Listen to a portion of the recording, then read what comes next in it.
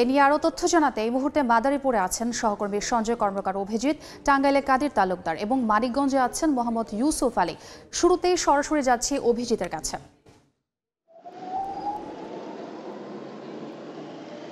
মাদারীপুরের ৩টি মহাসড়কে দুর্ঘটনার হার আশঙ্কাজনক হারে বেড়েছে। এর অন্যতম কারণ হচ্ছে সরকারের যে আইন রয়েছে প্রত্যেক ঘন্টায় গতিসীমা, সেটি আসলে মানছেন না অনেক চালক, ফলে দুর্ঘটনা বেড়েই চলছে। জেলা প্রশাসন, হাইওয়ে পুলিশ এবং জেলা পুলিশের পক্ষ থেকে বারবার তাগিদ দেওয়া হলেও কিন্তু এটি নিয়ন্ত্রণ করা সম্ভব হচ্ছে না।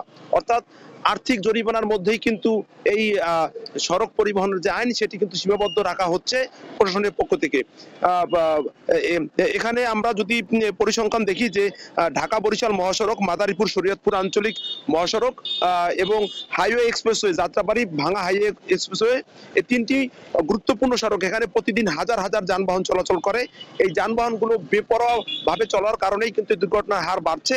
এছাড়া এই মহাসড়কগুলোতে 3 চাকার যানবাহনের যে বাড়তি দৌরত্ব, সেই দৌরত্বর কারণেই কিন্তু দুর্ঘটনা বেড়েই চলছে। আমরা দেখেছি যে গতিসীমার বালাই কিন্তু আসলে যে গতিসীমা রয়েছে সেই গতিসীমা কিন্তু কেউ মানছেন না। হাইওয়ে পুলিশের সাথে আমরা কথা বলেছিলাম, তারা বলছেন যে মহাসড়ক থেকে 3 চাকার যানবাহনগুলোকে যদি সরিয়ে দেওয়া হয়, স্থায়ীভাবে যদি বন্ধ করা হয়, তাহলে কিন্তু এই দুর্ঘটনা কমবে, শূন্যের কোঠায় নামিয়ে আনা সম্ভব বলে আমাদেরকে হাইওয়ে পুলিশ সূত্র জানিয়েছে। আমরা বিভিন্ন গুরুত্বপূর্ণ সড়কের মোড়ে মোড়ে আমরা ঘুরেছি, সেখানে দেখেছি যে এক শ্রেণীর তরুণরা বেপরোয়া ভাবে হেলমেট ছাড়া ওভারলোড ভাবে মোটরসাইকেল চালাচ্ছে। অর্থাৎ তরুণদের হাতে এই মোটরসাইকেল চলে যাওয়ার কারণে কিন্তু দুর্ঘটনা আশঙ্কাজনক হারে বাড়ছে এবং অকালে প্রাণ হারাচ্ছে অনেক মানুষ।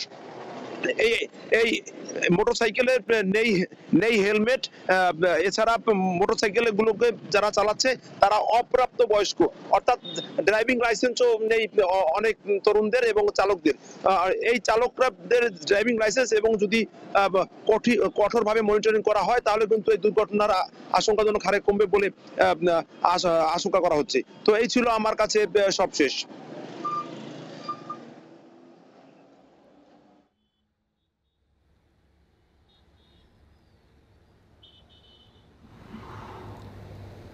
ট্রাফিক আইন না মেনে বেপরোয়া গতিতে যানবাহন পরিচালনা করায় প্রতিদিনই ঢাকা টাঙ্গাইল মহাসড়কে বাড়ছে দুর্ঘটনা। ছোট বড় নারী পুরুষ অনেকেই প্রাণ হারিয়ে ফেলছেন। বিশেষ করে ঢাকা টাঙ্গাইল মহাসড়কের কখনো গাজীপুরের ওই অংশ থেকে চন্দ্রা এলাকার থেকে পার হয়ে মির্জাপুরের এদিকে সড়ক দুর্ঘটনা হচ্ছে, আবার বঙ্গবন্ধু সেতু পর্যন্ত যে রোডটি রয়েছে সেইখানে দুর্ঘটনা কবলে পড়ে নিহত হওয়ার ঘটনা ঘটছে। এ মাসেও চলতি যে মাসে রয়েছে সেই মাসটিতেও প্রায় 9 জন সড়ক দুর্ঘটনায় প্রাণ হারিয়েছেন এবং বেশ কিছু আহত হওয়ার ঘটনা রয়েছে। সম্প্রতি ঢাকা টাঙ্গাইল মহাসড়কের এলাঙ্গা থেকে যে বঙ্গবন্ধু সেতু রয়েছে সেখানে 4 লেন প্রকল্পের উন্নীতকরণের কাজ চলছে, রাস্তা প্রশস্তকরণের কাজ চলছে, সেখানে বেশিরভাগ দুর্ঘটনাটি হয়ে থাকে। এছাড়াও টাঙ্গাইল থেকে মধুপুর, এলাঙ্গা থেকে মধুপুরের যে রাস্তাটি রয়েছে সেখানেও সম্প্রতি একটি দুর্ঘটনা ঘটেছে। এখানে প্রায় 4 জন মানুষ নিহত হয়েছে এবং প্রায় কয়েকজন আহত হওয়ার ঘটনা ঘটেছে। এছাড়াও ঢাকা টাঙ্গাইল মহাসড়কের এলাঙ্গা থেকে বঙ্গবন্ধু সেতু যাওয়ার সময় যে সল্লা এলাকাটি রয়েছে সেখানেও সম্প্রতি সড়ক দুর্ঘটনায় 2 জন নিহত হয়েছে।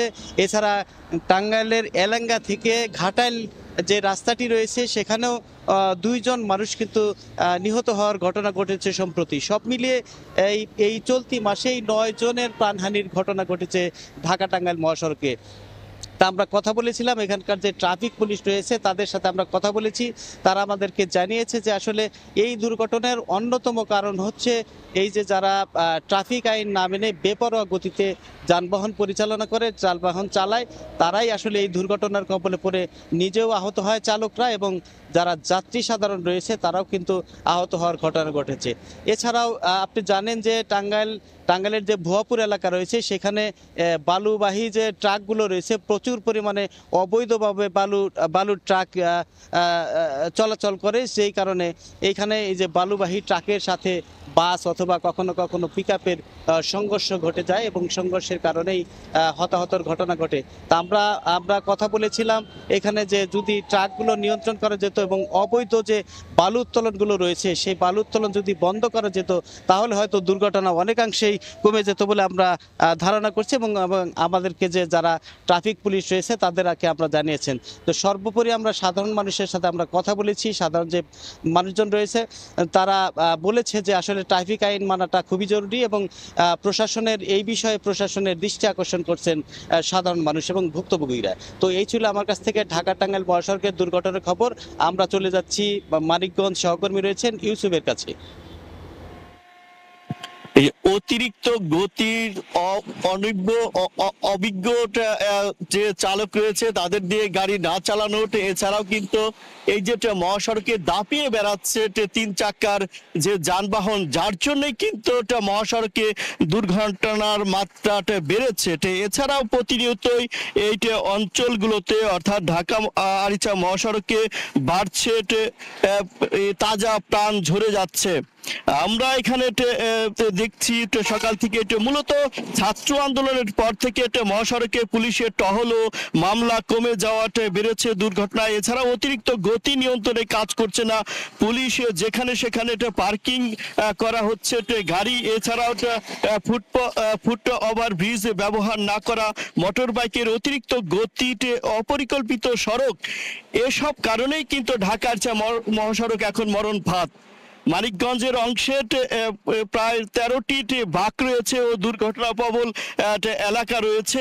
আমি যে জায়গাটা আপনারা দেখতে পাচ্ছেন এই জায়গাটি কিন্তু 2011 সালে 13 আগস্ট চলচ্চিত্রকার এবং মিশুক মরির তারা কিন্তু নিহত হয়েছিলেন। তারপরে কিছু সরকার নড়ে চড়ে বসলেও কিন্তু তারপরে আর এই দুর্ঘটনা কমানো সম্ভব হয়নি।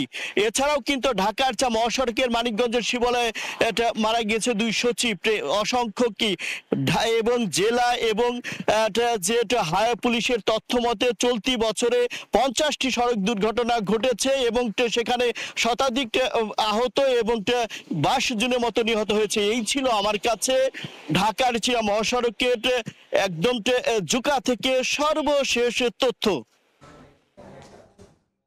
সরাসরি যুক্ত ছিলাম মাদারীপুর, টাঙ্গাইল এবং মানিকগঞ্জে।